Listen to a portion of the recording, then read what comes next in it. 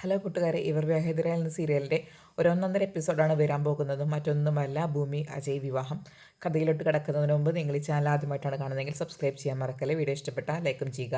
അങ്ങനെ ഭൂമി അമ്മയെ കാണാൻ ജയിലിലോട്ട് പോവുകയാണ്. ജയിലിലോട്ട് പോയിട്ട് ഇങ്ങനെ ജാമ്യത്തിന് വേണ്ടി ശ്രമിക്കുന്ന കാര്യങ്ങളും പിന്നെ വിവരങ്ങളൊക്കെ അന്വേഷിക്കാൻ വേണ്ടിയിട്ടാണ് ഭൂമി പോകുന്നത്. അപ്പോൾ അംബികയാണെന്നുവെച്ചെങ്കിൽ മാനസികമായി ആകെ തകർന്നിരിക്കുന്നു.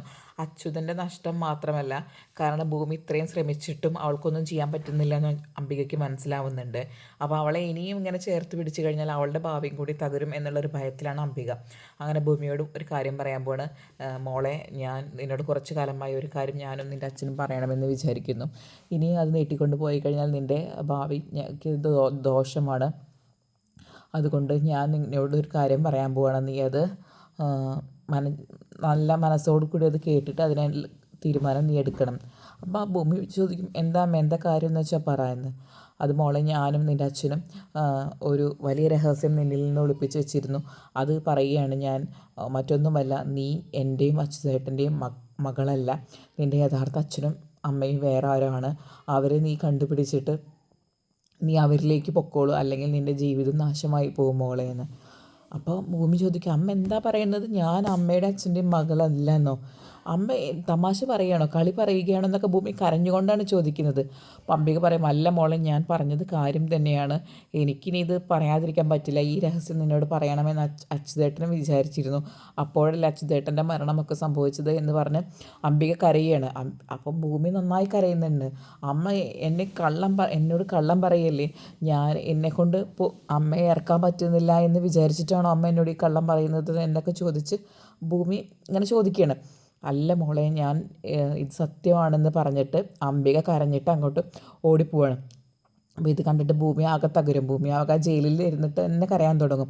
പിന്നെ ആകെ ഒരു മാനസിക നില തെറ്റിയ പോലെയാണ് അവൾ വീട്ടിലോട്ട് നടന്നു പോകുന്നത്.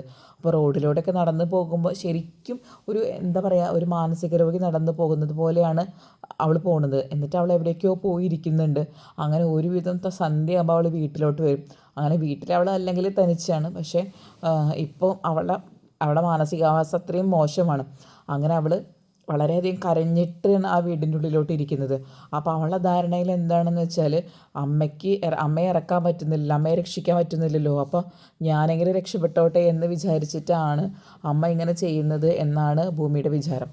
അപ്പോൾ ഇതേ സമയം നമ്മുടെ ആൽഫ്രഡ് അജയിൻ്റെ കാര്യം പറഞ്ഞിരുന്നു.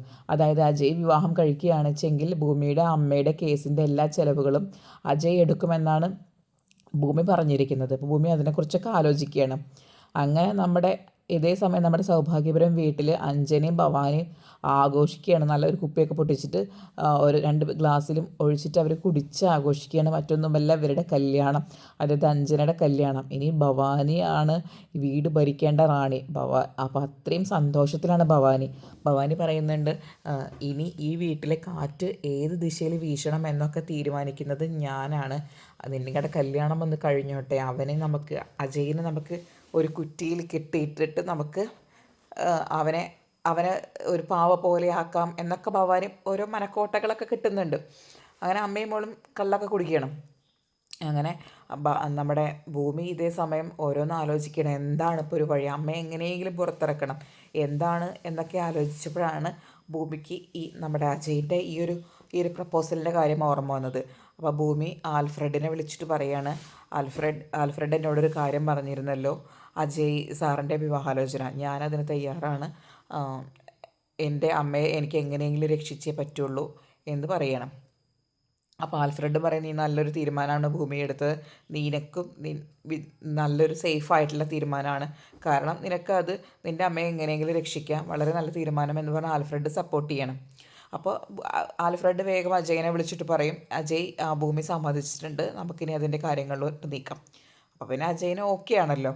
അപ്പോൾ അജയ് വീട്ടിൽ പ്രശ്നം ഉണ്ടാക്കുക എന്ന് പറഞ്ഞു കഴിഞ്ഞാൽ, അജയ് ഓൾറെഡി അജയൻ്റെ അമ്മയുടെ അടുത്ത് പറഞ്ഞിട്ടുണ്ട്, എനിക്ക് അഞ്ജനയെ ഒരിക്കലും വിവാഹം കഴിക്കാൻ പറ്റില്ല, അവളെ എനിക്കൊരു ഭാര്യയായിട്ട് ഒരിക്കലും കാണാൻ പറ്റില്ല, അതുകൊണ്ട് എന്നെ ഇതിന്ന് ഒഴിവാക്കണമെന്ന് കുറേ തവണ അവളോട് പറഞ്ഞിട്ടുണ്ട്, സ്വന്തം അമ്മയുടെ അടുത്ത്. അപ്പം അമ്മയ്ക്കൊരു കുറ്റബോധമുണ്ട്, മോന് ഇഷ്ടമില്ലാത്തൊരു കല്യാണമാണല്ലോ ഈശ്വരൻ ഞാൻ ഇവൻ്റെ മേൽ കെട്ടിവെക്കുന്നത് എന്നുള്ളൊരു ദുഃഖത്തിലാണ് അജയൻ്റെ അമ്മ.